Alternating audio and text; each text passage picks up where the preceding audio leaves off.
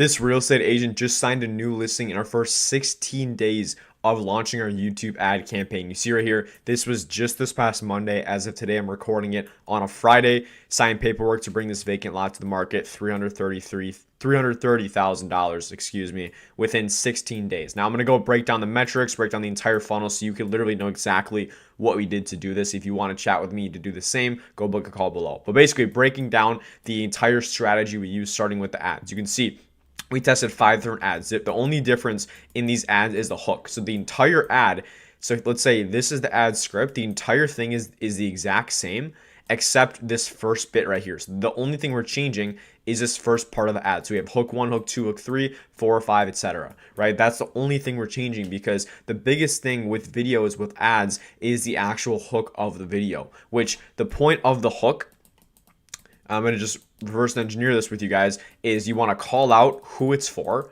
So, hey, who is this for? If we want listings, if we want motivated sellers, we're targeting homeowners. So, hey, are you a homeowner? Are you a homeowner looking to sell your home? So that's the call out. And we're also calling out the specific area. If you can do both of these things properly, you have a hook that's better than 99% of realtors, of investors, of wholesalers running YouTube ads. You literally say, hey, if you own a home in the Dallas-Fort Worth area and you need to sell as soon as possible, watch this video.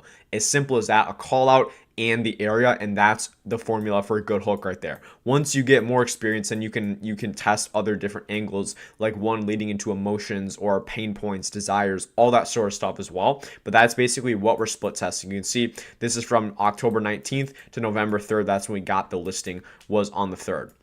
Now, in terms of these metrics, you're probably wondering, like, dude, this looks completely overcomplicated. So I'm going to break it down really simply. The only thing we want to look at is CTR, which is click-through rate, the cost, and then the conversions, which is this is also just the leads. This is just in the Google platform, just on their use their interface. So CTR is click-through rate. This is the percentage of people who are actually clicking on our ad. Ideally, we want to shoot for a 1% click-through rate is usually standard, but a lot of times, especially when you do get targeted with the ads and target a very specific subset of person, which in this case, we're getting specific, only targeting motivated homeowners, the click-through rate actually does go down a bit. But you can see right here, about 0.97, 0.91, 1%, 0.92, 0.88, which you can see 0.94, that's pretty darn close to 1%. So you can see all these ads have been doing pretty solid so far.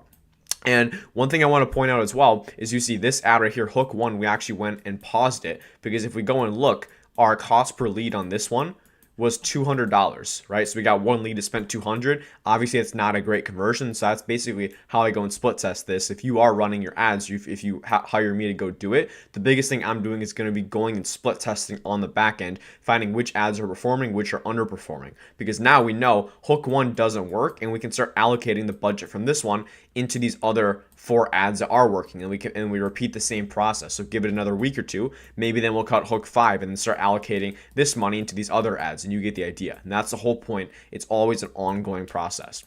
You see this ad spent about $100, 172, 153, 176, $208. So with this agent, we're spending, I think, $50 a day as well. Probably going to ramp it up now that we are scaling it. That's the whole goal with it, is you put money in, you get money out. We just keep scaling it up. And on that note, we spent $808 total. And for a $330,000 property, that's $8,200 in commission, which right there, that's over a 10 times ROI. It's like a 10.1 times ROI, which is awesome. If you have a machine where you can put in $1 and it spits you $10 out every time, how much money would you put in, right? Just keep pouring more money into it, because it's spitting you out $10 for every single dollar that you put into it. But that's basically what I'm looking at with this. You can see this ad got 2 leads, 2 leads, 1 lead, 1 lead. And this is the other thing with it as well. We had 6 leads come in total, and we closed 1 of them, which I don't know what that is. 1 out of 6, that's probably like a 15% conversion rate, which is just incredible, right? You get 6 leads and you're converting 1 of them. Yes, they are more expensive, and this is also in the beginning stages. We all, like, as time goes on, the cost per lead goes down. So imagine our ROI in a month or 2 once we bring that cost per lead down. But if you're converting 15%, that's 1 in every 6 leads, where industry standard is 1% conversion rate, which is 1 out of 100. we're getting 15 times the industry standard with these ads because of how targeted they are and because of the process we use with this funnel, with the qualification process. Now, speaking on that, I'm going to go break it down. So basically the offer, the first part of any ad before we get into it is the actual offer itself. So the proven real estate offers for sellers are as follows. You don't want to go and reinvent the wheel. You want to just do what's already proven, give the market what it already wants, what it's asking for. The two are always home valuation and seller ebooks. If you're an investor or wholesaler watching this, this is basically like your cash offer. So basically in the ads, we're actually leveraging both of these and using these as a lead magnet to get the people to click on the ad, because without a good offer, the ad, you could have the best ad in the world, but if the offer sucks, it's not going to do anything. It's just going to flop. After we have the offer, that's when we can actually go and start making the ad. Now, I'm not going to go through the exact ad scripts and all that. Again, if you want that, feel free to go book a call with me below.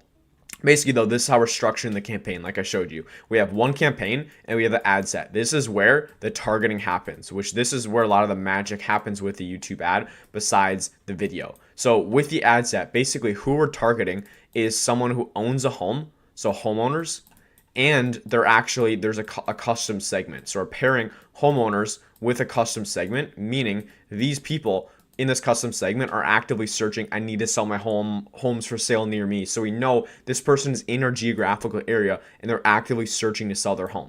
From there, we're deploying this targeting to these 5 specific and targeted ads based on this agent's ICP. So with every realtor I do this for, the first thing we do is get together and write down exactly who is our ideal audience, who are we targeting with these ads. Because if the demographic we're targeting is someone who owns a $2 million home and is a doctor, we're going to speak to them differently than if we're speaking to a first-time buyer, right? And if you try to speak to them the same, you end up speaking to nobody. So we need to get super clear on our ICP, which is ideal customer profile. And that's the first thing we do even before we do any of this. And that goes into the offer as well, because the clearer you get, the more specific you can make your offer. So, hey, if you own a home in the Dallas-Fort Worth area and you are on a lake and you're thinking of selling in the next 3 months, right, that's super specific. It calls out that specific person. If anyone else is watching that, they're not going to click on it because of how specific it is. But if you live in Dallas-Fort Worth and you own a home on a lake and you're looking to sell in 3 months or less, then yeah, you're going to click on that home. And that's the power of nailing down your ICP. From there, again, we're split testing these 5 ads. When someone clicks on it, we're sending them to a landing page. Now on this page, the point of this is friction, right? Now basically what this means, for those of you who don't know, is the more friction you add, the less leads that you're going to get. The less friction you add, the more leads you get. Now, the trade-off is what a lot of people do, what a lot of these marketing companies do that you're paying, like Zillow and all that. They don't have any friction for someone to opt in. They just put in their name, email, number, and that's the problem. You're getting people clicking on this ad who they don't even know what they clicked on because it took them 5 seconds. Whereas with this, we're sending them to a targeted page that's also branded to you as well.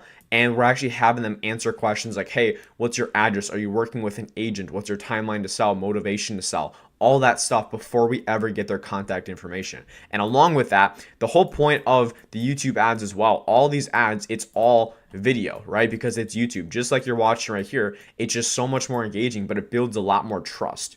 The fact that it is video, these people remember who you are. I actually had Colin tell me on our last check-in call when he told me he got that listing, he was like, dude, these leads, like I've never had leads like this. It's almost like they know who I am when I call. They're like, oh, I just saw you on YouTube. You're the same guy from YouTube. And it completely changes the entire dynamic when they know who you are before you ever speak with them.